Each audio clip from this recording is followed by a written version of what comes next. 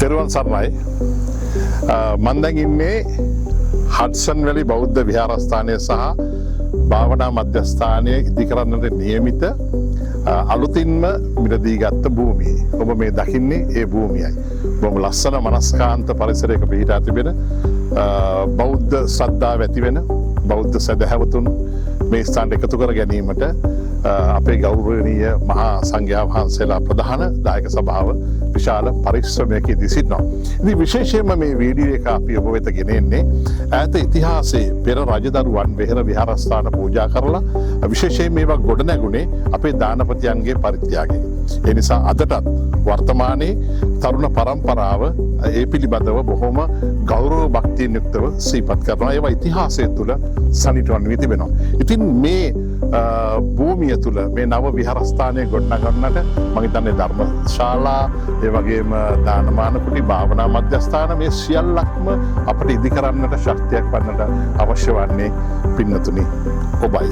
ඉතින් ඔබේ ශක්තියෙන් ඔබේ මුදලින් ඔබේ ධන පරිත්‍යාගයෙන් ඔබ යම්කිසි ගඩොලක් මේ ස්ථානෙට පරිත්‍යාග කරනවා නම් පූජා කරනවා නම් ඒක මම හිතන්නේ ඔබටත් ඔබේ මතු පරම්පරාවටත් ඔබෙන් පිහිවෙන අනාගත පරම්පරාවටත් ඒ වගේම ඉතිහාසයටත් දිය වෙන පුරා වෘතාන්තයක් වෙනවා කිසිම සැකයක් නැහැ. ඒ නිසා අපි ඔබෙන් ඉල්ලා සිටිනවා අපි මේ සඳහන් කරන පහත ගිණුම් අංකවලට ඔබට කීයක් හරි හැකියපමණ මුදලකින් ඔබ ගඩොලක් පරිත්‍යාග කළත් ඒක අපිට ඉතාමත් වටිනවා.